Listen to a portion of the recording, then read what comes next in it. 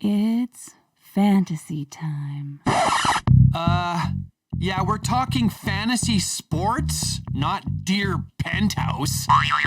But don't worry, winning your league is way better than porn.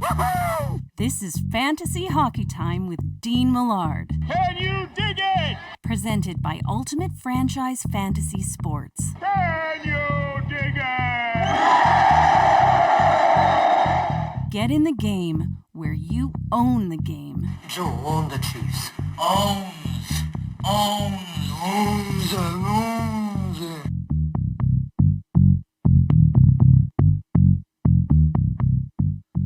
Hello there, and welcome to another edition of Fantasy Hockey Time, presented by Ultimate Franchise Fantasy Sports. We are broadcasting on the Ultimate Fantasy Sports Network, and I'm here to help you win your league.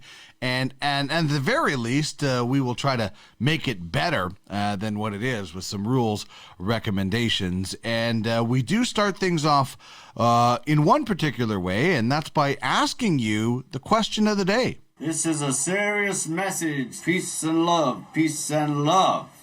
Who has been the biggest disappointment in your fantasy hockey season so far? Would love to hear from you, and I did throw this out on Twitter and got some really interesting and some not surprising. Taylor Hall, without a doubt, would have dropped him, but I'm waiting to see if he's traded. That's very smart, actually. You can get something out of him down the stretch when he's traded. I'm sure he's going to be traded, and at least you salvage something. This is an interesting one, and I'm kind of siding with this one a little bit. It says, got to be Jakob Markstrom. To be fair, he did start out relatively solid, but ever since coming back from injury, his best outings have been average, while his worst have been absolutely dreadful. I know Calgary as a team are a bit psychotic to begin with, but he sure isn't helping. That's from Dan Smith. Jeffrey Aide says Taylor Hall. KSK says Patrick Laine, and it's not even close. And then Ontario Momes says Eichel, and it's not even close. Second is Carey Price. Trevor Duell pointing out Braden Point, and a gif of Taylor Hall. Matthew Tkachuk getting a vote as well from at Mark Holmes 1326. So varied responses to that one. You can chime in on Twitter at Duck Millard. That's where you can find the question, and you can have your say about who has been the biggest disappointment this year on your fantasy hockey team. Big thanks to our title sponsor, Ultimate Franchise Fantasy Sports. It is the most realistic and high-stakes fantasy platform. The Ultimate Fantasy Hockey League, which is the NHL version under the Fantasy Sports platform, mimics just about everything about the NHL. It has a scouting program, a prize pool over $50,000. An expansion franchise was recently auctioned off for $10,000 US because it's not just a fantasy hockey team full of fantasy hockey players. UFFS is on the Zilliqa blockchain. So they aren't just fantasy players you're drafting. They are NFTs, digital assets. And this is growing. Right now, there is the UFHL, the UFAHL, covering off the American Hockey League. The Ultimate Fantasy Golf Association was recently announced, and just on Sunday, basketball is on the way, baby. The Ultimate Fantasy Basketball Association just announced Sunday, so get in the game where you own the game. Follow them at UFF Sports and check out UFS Network on Twitter for more information. So much cool stuff is going on. Basketball on the way, as mentioned, and more sports very soon as, we are giving utility to NFTs. It's not just a video or a collectible. It's actually something gameplay that you can use that's going to go up in value. Here's the lineup as we run through the show. We'll get to 3.5 stars of the week, our top three, and an honorable mention. 5 lineup decisions, the MASH 4077 unit, who's out, who's on the way back from the lineup. A bold prediction about a goaltender. Fantasy Island will see me voting someone off and somebody on Fantasy Island. My beef will be about quitters, and we'll tell you some rules of fantasy engagement so that we can hopefully make your league better. So, how is it that you get in touch with me? You talking to me? You talking to me? You talking to me? Then who the hell else are you talking? You talking to me? Well, I'm the only one here. Yes, I am the only one in the marsh right now here just outside of Edmonton. So if you want to get in touch with me, hit me up on Twitter at Duck Millard. You can also email me, fantasyhockeytimepod@gmail.com.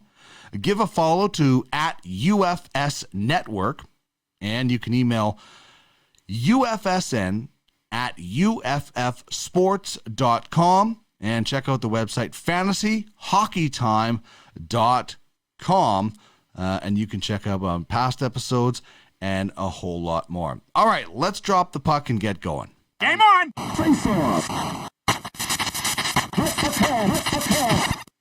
All right, so as we get going in the opening face-off, we're going to talk about 3.5 stars of the week, rather, as the week has wrapped up and there's been some interesting stories and some really scary stories as well. So this is what we're going with for 3.5 stars. The honorable mention, Jacob Chychrun had a great Sunday night, scoring all 3 goals, including the overtime winner for the Arizona Coyotes. So, slight tip of the cap to him. But Cale Makar was really good. A goal and 4 assists for 5 points in 4 games. He was +8. He had 13 shots on goal, pair of power play points, and also a game-winning goal, and all those things get bonus points. And remember, last week, one of the lineup decisions was start as many Avalanche as you can, and there was a few of them that were really, really good. So the third star is Nathan McKinnon for me.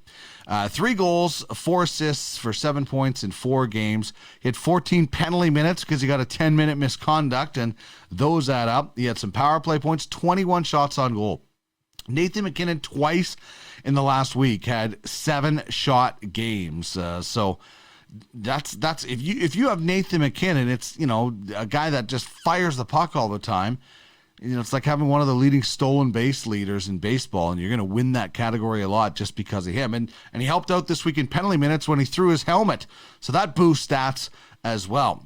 Speaking of boosting stats, Martin Jones is the second star. A 4-0 week, a perfect week, 113 saves on 120 shots and a shutout, a 942 goals or save percentage, and a 1.71 goals against average.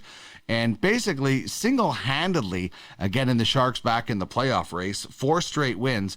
And now they're battling the Coyotes and the Blues and teams like that to get into the playoff race, top 4 teams in each division making the playoffs. And the first star is Brad Marchand. 5 goals, 2 assists in just 3 games. Very, very impressive output for I guess you could call him the little ball of hate. I know Ray Ferraro has that nickname, but in today's game, that would probably be Brad Marchand. Just 3 games, as mentioned. He also had 8 penalty minutes, and that's something you can usually count on with Brad Marchand. He's a terrific fantasy player because he fills out so many different categories, whether it's points, which he gets a lot of, penalty minutes.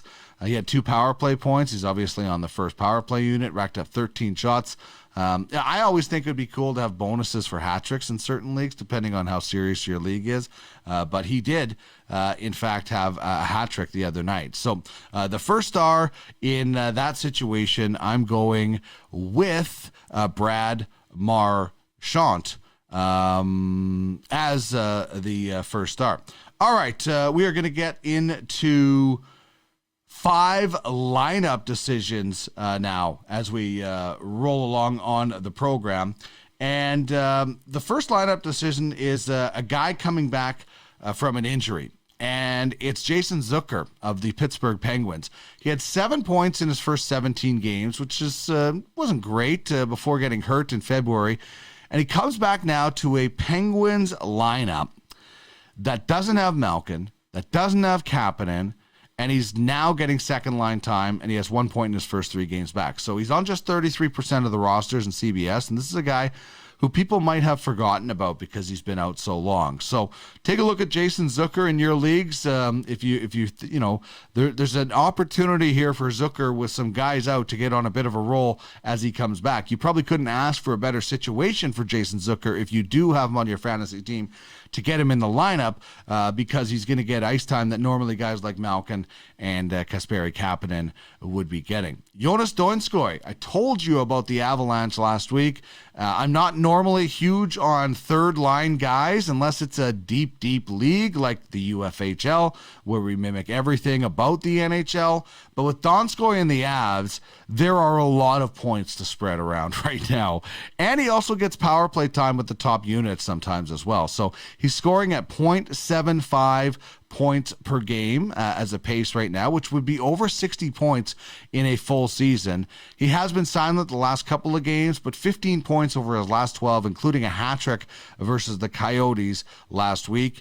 And he's on just 54% of the teams in Yahoo. I just put in a waiver claim. I'll tell you more about that a little bit later because I think this is a guy that you can count on. You know, he's not obviously getting a point every night, but he is going to be consistently getting points, especially when he's on that top power play unit in Colorado.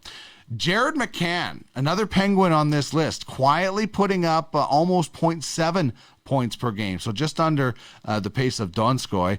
And in his last 6 games, he has 7 points. So 4 of them goals, if you get extra bonus points for that.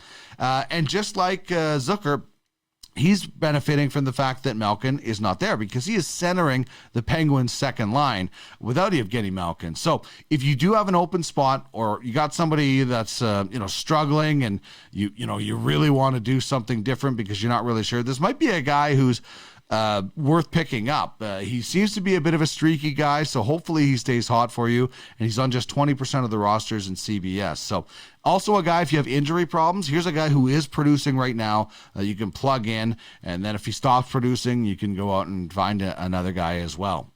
All right, number 4 on this list is Robbie Fabry. He is getting some hype for being on the top line in Detroit, but I'm not terribly excited. And since he's getting ink, he's gone 3 straight games without a point. So like the Sabres, I'd probably avoid a lot of the Red Wings right now. But if you have room and you're in a dynasty league or some sort of league where you're signing contracts, I don't think Robbie Fabry is going to be a keeper for you, depending on how many you have. But if you're in a dynasty league where you can sign contracts or you can have large keeper lists, Robbie Fabry is a guy that you could be stashing on your roster right now, depending on if you're in a rebuild. I don't know how much he's going to be worth down the stretch as far as teams that are trying to make the playoffs. But if you are a team that is not going to make the playoffs, and this guy's available, he could be a guy to watch. He's only 25 years old. The Red Wings will get better soon, very soon, I think, with Steve Yzerman running the show. So kind of more of a long-term lineup decision with this one. I would be, in most of my leagues, I'm contending in the playoffs. So, but if I wasn't, I would be looking at stashing this guy on a roster and trying to pick him up, and you could probably get him cheap from some team depending on what their situation is. And Adam Boqvist, already looking good on the blue line. The first-round pick from 2018 is playing alongside Duncan Keith in Chicago on the top pairing. They're still managing his minutes in Chicago. I think the most he's played is just over 22, but he's still getting a healthy amount of minutes for a young, basically a rookie player. And he might be getting tired at this point because his point totals have tallied off, but he's still averaging half a point per game. And while he might not be a huge help this year, who knows, maybe he gets hot and picks up some points. He does provide some depth down the stretch. In CBS, he's on 44% of the rosters. And on one of the leagues I'm in where he is owned, he's in the minor league system. But this is a guy, like I talked about Robbie Fabry before. With Robbie Fabry, I'm not sure he's going to help a whole lot this year. He might get a little bit streaky. Boqvist could help a little bit this year. The Hawks are a team that can generate a lot of points.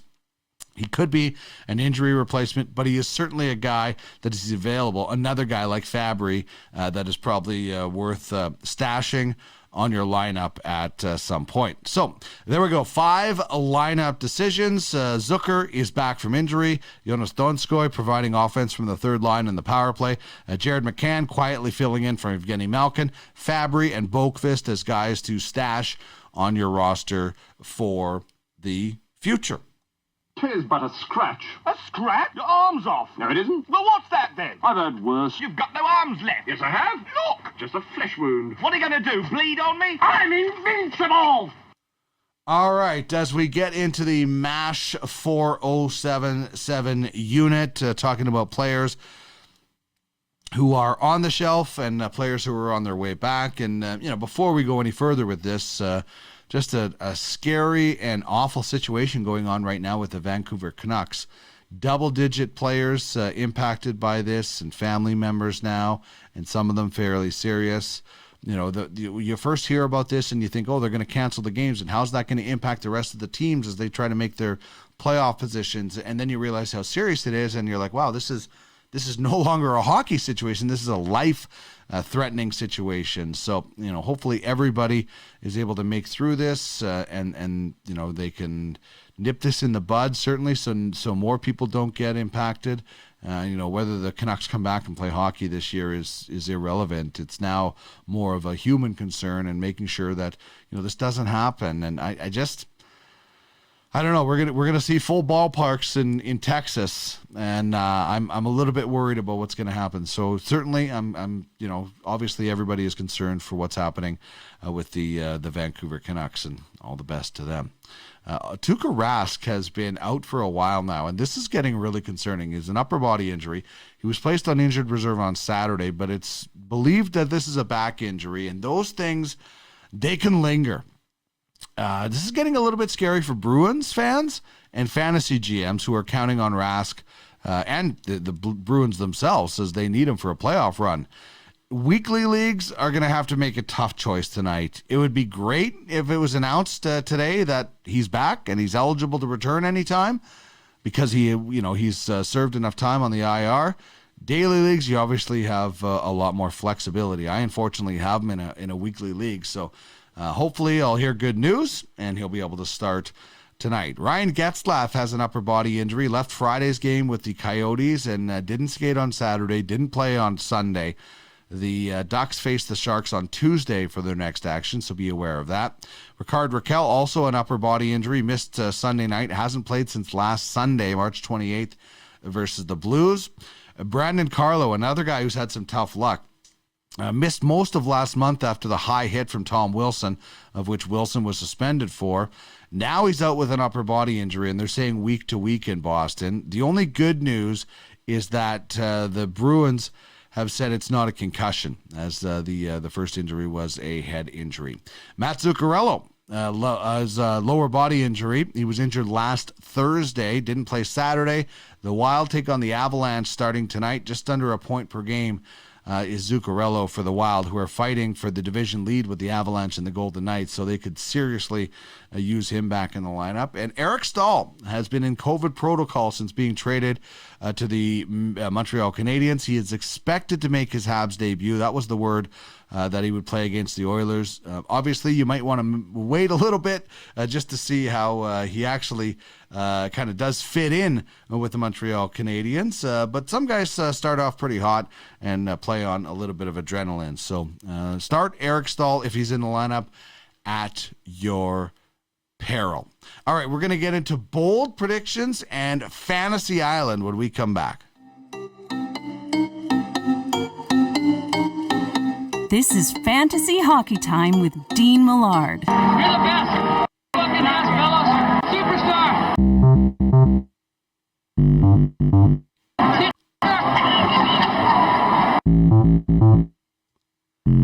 Fantasy Hockey Time is part of the Ultimate Fantasy Sports Network, your one-stop fantasy sports shop. We're building something all fantasy fans will love, and we are looking for quality programming to join us. Reach out if you are interested in being part of the rotation, whether you have a daily, weekly, or even monthly show. If it's about fantasy sports, we would love to chat. Follow at UFF Sports, at UFH League, and at UFS Network to find out more information on how you could own the game. And in this case, I guess you could own the broadcast as well. Hear me now and believe this later. Prediction? Yes, prediction. Pain. It's a bold strategy, Cotton. Let's see if it pays off for him. We want to pump you up. All right, here is my bold prediction. Feel free to make your own. Tweet at me at Duck Millard and let me know what your bold prediction is for this week in fantasy hockey. I'm going with the Flower, Marc-Andre Fleury. Marc-Andre Fleury is going to have a 3-0 week. He's going to have a 45 save game, and he's going to have a shutout. Not saying that the 45 save game is going to be a shutout, but he will blank somebody in there. Vegas has lost 3 in a row now, and I'm thinking that the Flower, I think the Flower is going to be able to get the Vegas Golden Knights out of this little bit of a slump that they are obviously in as they try to win that division. So that's my bold prediction. Would love to hear from you. The Vegas Golden Knights play the Blues and the Coyotes this week. What is your bold prediction when it comes to the National Hockey League? Welcome to Fantasy Island.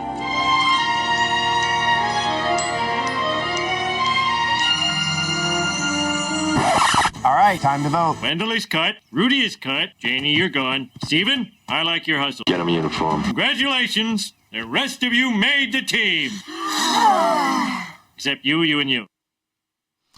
All right.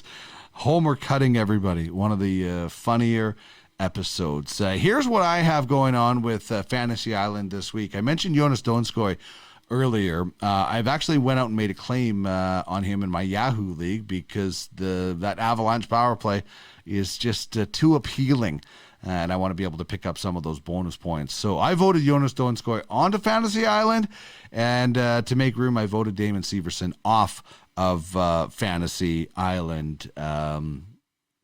I'm going with the guy with the Avalanche as they producing more points, and I have enough depth. And in that league, there's always defensemen lying around if I need to plug one in. But I think the Avalanche are a team that I'd be just rolling as many guys as I can. Brandon Saad, Donskoi. Obviously, the big three and some of the defensemen are no-brainers, as we talked about Cale Makar earlier. But that's what I'm going with on Fantasy Island. Donskoi on, Severson off right now.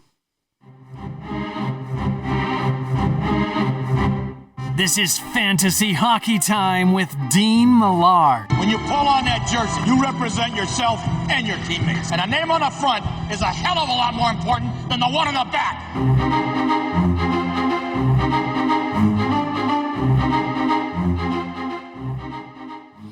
All right, well, Fantasy Hockey Time is presented by Ultimate Franchise Fantasy Sports. It is the most realistic fantasy platform around in every way. The Ultimate Fantasy Hockey League mimics just about everything when it comes to the National Hockey League. There's a scouting program. There are playoff head-to-head series after a draft where you pluck from the non-playoff teams. It is just simply unbelievable, and it just gets better and better every time. You think that this league can't get any better, they start up a golf league that is going to be unbelievable, and then they launch basketball, the UFBA. Man, this is awesome. And because we are on the Zilliqa blockchain, the best in the business, these aren't just hockey players. They are digital assets. They are NFTs that you can bid on. You can trade. You can build your team or your scouting platform. With UFFS, you own the game. So get in the game. Give them a follow on Twitter. Follow them at UFF Sports, at UFH League, and at UFS Network to find out more information on how you can own the game. Am I hot? Yeah, I'm hot. It's some bull crap. I'm your huckleberry. Well, we're waiting. That's a crock of crap. You shut your mouth when you're talking to me. Boy, that escalated quickly. All right, each week we try to give you a fantasy beef, and by all means, vent away about your fantasy league. love to hear the good things and the things that aren't so great when it comes to fantasy, because we can all try and improve our league. Here's what I don't like. What I don't like is that I'm taking my net and going home. I'm quitting the league because I don't like this ruling or how this is going. I mean, like, if you don't want to be in a fantasy league, that's fine. Quit at the end of the season. No, wait till it's over. Be respectful about it. Explain why you're leaving, and then do it. Don't throw a tantrum and just leave the league because something isn't going well. That has happened in a few different leagues that I've been in. I mean, it's fantasy. You know, there are really high stakes fantasy leagues like the Ultimate Franchise Fantasy Sports. In the UFHL, our prize pool is over $50,000. Like, that's high stakes. An expansion franchise just told for $10,000 US because these are NFTs. That's high stakes. If you're playing in a $100 fantasy league, you're going to get that mad? You're going to create that much stress? Come on, man. That's just not cool. Child, please. So anyway, I people got to be a little bit more, conscious of their surroundings and what league they're in before they start, in my opinion, kind of throwing like a tantrum like a 5-year-old. And by all means, I'm not saying that you shouldn't, make things aware or make your voice heard, but when you and this is, I'm referring to a specific situation in a different league. It's just gross. And then when that person does leave, then the rest of the people aren't that disappointed because it just hasn't been a very good time. So be professional, be an adult. Don't take your net and go home like a 5-year-old. If you are going to leave a league, do it at the end of the season in a respectful way, because for most people, playing fantasy isn't a full-time job. Commissioners, they get abused all the time. So just be respectful of the people that are running your league, and I think your life will be a whole lot better as well. All right, let's make your league a whole lot better right now. Smokey, this is not Nam. This is bowling. There are rules. I don't think it taints it. What you talking about, mister? All you have to do is follow 3 simple rules. I'm just giving you one rule right now, and that is, and Jamie Thomas and I talked about this when we were doing Fantasy Fun Time. It was just an all fantasy show as opposed to just the hockey show, and him and I were talking about this possible rule is, like everybody has trade deadlines. Last week was our trade deadline in hockey. What if you had a trade deadline at the end of the regular season? What if you could trade the entire regular season and the trade deadline is the start of the playoffs? Then there's no more trades. Maybe you could still do waiver claims in the playoffs because the guys get injured and things like that.